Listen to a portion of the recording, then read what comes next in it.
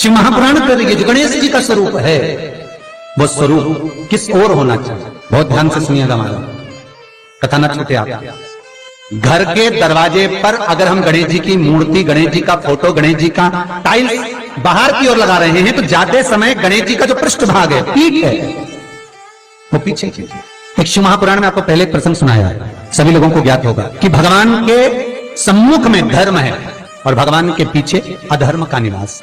ये दुनिया के लोग जो भगवान की परिक्रमा करते हैं ना, जितने भी लोग भगवान का परिक्रमा करने जाते हैं, मंदिर जाते हैं, परिक्रमा करते हैं, ये लोग मंदिर में जाकर जब पीछे प्रणाम करते हैं तो कभी मौका मिले तो एक बार इनसे पूछना जरूर कि भैया आपने कोई शास्त्र, आपने कोई पुराण कभी पढ़ा है, आपने शास्त्र पुराण का स्मरण किया है? हमारा कोई शास्त्र, कोई पुराण, कोई वेद ये वर्णन नहीं करता कि मंदिर के पीछे हम प्रणाम करें, हम मंदिर के पीछे नमन करें, हमारा शास्त्र वेद वर्णन नहीं करता। और देखे तो लक्ष्मी ने कहा, प्रभु जब गणेश जी के सम्मुख में रिद्धि सिद्धि श्री तुष्टि पुष्टि शुभ लाभ सारे धन देने वाले, संपदा देने वाले जब गणेश जी के अग्रण्य रहेंगे तो पीछे बिठाने में क्या दिक्कत है? आप पर दे दो। भगवान विष्णु ने तथास्तु कह दिया, दरिद्रता दुख तुम्हें वर देता हूं कि तुम गणेश जी के पृष्ठभाग में विराजमान होगे। इसलिए निवेदन है, मंदिर में नहीं, घर के अंदर, घर में जहां सबसे आगे फ्रंट में गणेश जी की टाइल्स, गणेश जी की मूर्ति, गणेश जी का फोटो प्रथम भाग में बिल्कुल बाहर फ्रंट में घर के दरवाजे के नहीं लगाना। क्यों?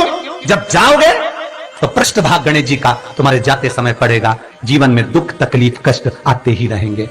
जीवन में कभी भी आप करोगे बहुत कुछ, फैक्ट्रियां भी खोल सकते हो, दुकान भी खोल सकते हो, कार्य भी बड़ा कर सकते हो, पर सफलता नहीं मिल सकती, सफलता नहीं। और यदि आपके घर में पहले से टाइल्स लगी है, मूर्ति लगी है गणेश जी की, हटा नहीं सकते, तो निवेदन है एक फोटो गणेश जी का जब बाहर निकलो तो अपने, जब उधर फोटो लगाए तो एक फोटो बाहर जाते समय अंदर की ओर मुख कर लगा दीजिए, उससे वो दोष समाप्त हो जाता है, वो दोष समाप्त। गणेश जी अगर लेकर आ रहे हैं तो बैठी हुई मूर्ति लेकर आए, और गणेश जी लाए मना नहीं है, गणेश जी जब लेकर आए तो घर में बिठाने के लिए ला रहे हैं तो राइट सूंड का गणेश लेकर आए, सीधी हाथ का।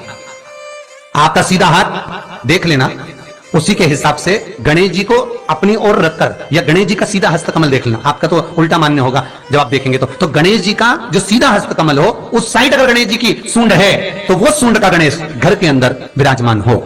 उल्टी सूंड का गणेश, लेफ्ट सूंड का गणेश, ये गणेश व्यापार व्यवसाय फैक्ट्री दुकान बिजनेस ऑफिस जगह पर विराजमान हो। बहुत ध्यान देना, उल्टी सूंड के गणेश बहुत कम बनते हैं। क्यों कम बनते हैं? इसका शास्त्रीय प्रमाण। कभी किसी मूर्तिकार के पास जाना और मूर्तिकार के पास जाकर पूछना, भैया तुम उल्टी सूंड का गणेश क्यों नहीं बनाते? जितने भी बनते सीधी सूंड के बनते।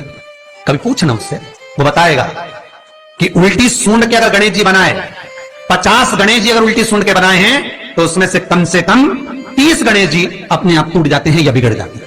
ये शास्त्रीय है। उल्टी सूंड का गणेश बहुत कम पक पाता है या मिट्टी का बन पाता है। और यदि आपने अपने हाथों से भी उल्टी सूंड का गणेश मिट्टी का बनाया तो 10 दिन पूजन करोगे, 10 दिन के अंदर वो मूर्ति, वो सूंड, वो गणेश जी चटक जाएगा।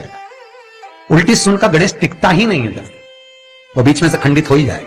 वो तो स्वयं गणेश जी कृपा करें, स्वयं विनायक कृपा करें और उल्टी सूंड के गणेश जी अपने को मिल जाएं और वो गणेश जी हमारे घर में आ जाएं तो वो फिर नहीं चटक। सीधी सूंड के गणेश जी को मनाने के लिए महाराज मंत्र की 50 माला करना पड़ती है, तो समझ लो उल्टी सूंड के गणेश जी को मनाने के लिए मात्र 5 माला में भगवान गणेश प्रसन्न हो जाते हैं, अर्थात उल्टी सूंड का गणेश शीघ्र प्रसन्न होता है। महाराज सीहोर वाले के उपाय चैनल में आपका स्वागत है। पंडित प्रदीप मिश्रा द्वारा बताए गए शिव पुराण के अचूक उपाय कीजिए और लाभ उठाइए।